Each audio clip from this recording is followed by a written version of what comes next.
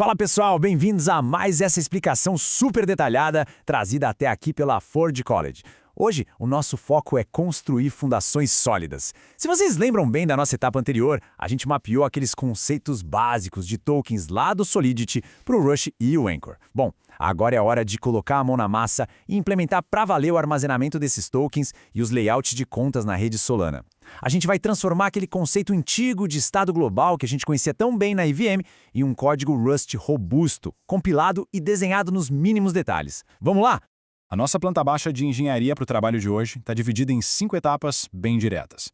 A transição para contas, desenhando estrutura, calculando aluguel, endereços derivados de programa e, para fechar, inspeção e validação.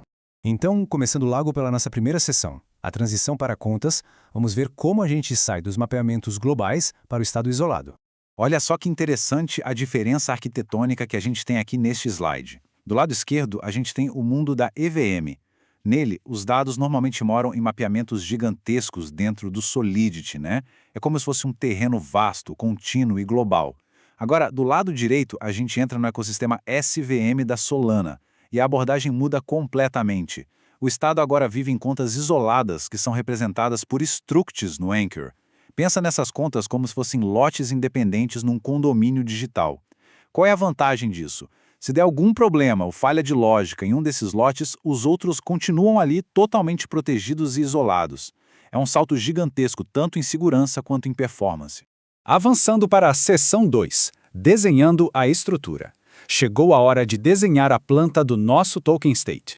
Essa tabela aqui é fundamental para a gente entender a precisão absurda que o Rust e o Anchor exigem para a nossa estrutura token state. A gente não está só declarando variáveis ao vento, sabe? A gente precisa definir e medir o tamanho exato de cada pedaço de informação na memória. Então lá no topo a gente tem o discriminador de 8 bytes, ele funciona como se fosse a assinatura obrigatória do Anchor. Logo abaixo uma tag de versão de 1 byte, que é super importante para a gente conseguir gerenciar atualizações no futuro. Aí vem as chaves públicas, o Mint e o Owner, que ocupam 32 bytes cada. O nosso saldo balance é um número inteiro de 64 bits, então ele leva 8 bytes.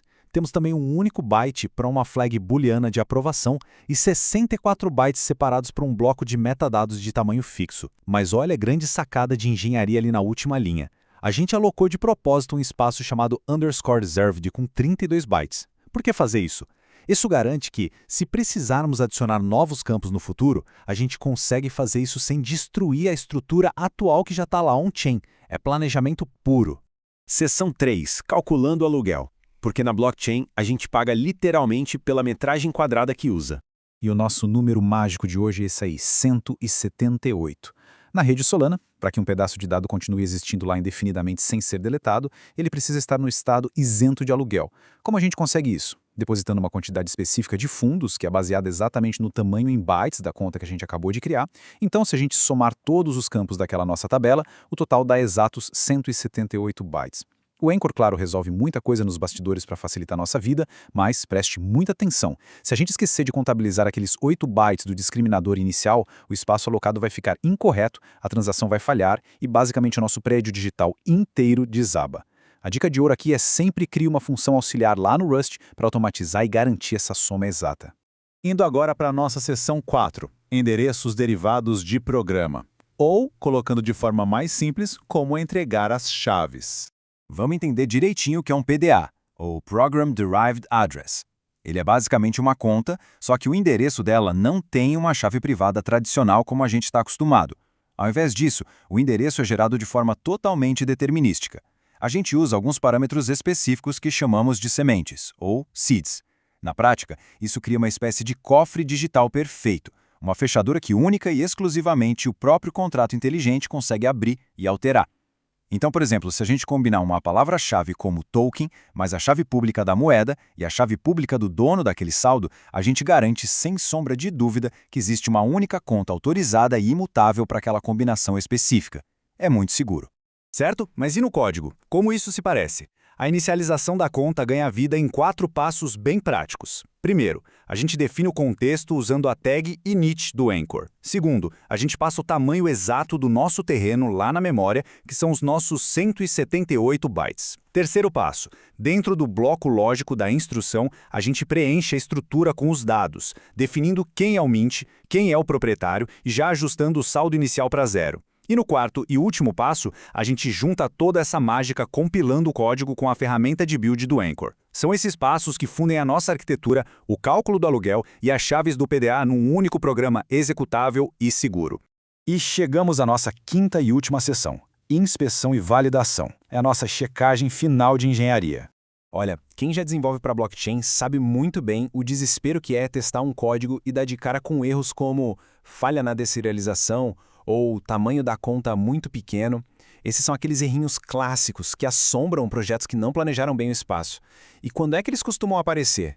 Geralmente quando o tamanho que a gente alocou não cobre todos os dados que a gente tenta salvar, ou então quando as sementes do nosso PDA lá no aplicativo front-end não batem perfeitamente com as regras que o contrato no Anchor exige.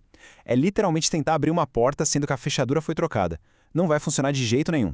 E é exatamente para evitar essas dores de cabeça que a gente precisa consolidar 3 regras absolutas. Para a gente ser profissional com layouts de contas no Anchor, temos que seguir esses 3 princípios de engenharia. Anota aí. Princípio 1, não faça conta de tamanho de bytes de cabeça e não espalhe números soltos pelo código. Centraliza tudo numa função auxiliar para calcular esse espaço. Princípio 2, force a verificação das sementes do PDA. Coloque restrições estritas lá nas macros do Anchor, porque isso impede qualquer um de criar contas falsas ou maliciosas. E princípio 3, o nosso favorito. Tenha visão de futuro. Deixe sempre aquela tag de versão e um campo de bytes reservados vazios. Isso garante que se o seu projeto crescer e precisar de novos dados amanhã, você vai poder expandir em paz, sem precisar fazer migrações de dados super estressantes e arriscadas. Então, com o nosso alicerce perfeitamente construído, livre daqueles bugs chatos de deserialização e imune às taxas de aluguel, eu deixo uma pergunta no ar para a gente pensar. Como é que todo esse trabalho de estrutura vai, na prática, facilitar a movimentação dos nossos ativos, as transferências e aquelas aprovações mais complexas na nossa próxima etapa? É exatamente isso que a gente vai desvendar no nosso próximo encontro. Em nome de toda a equipe da Ford College, eu agradeço demais pela atenção de todos nesta explicação. E olha, para continuar estudando sobre isso e mergulhar ainda mais fundo no ecossistema Web3, é só dar uma passada lá no nosso site, Ford College. Até a nossa próxima inspeção arquitetônica, pessoal!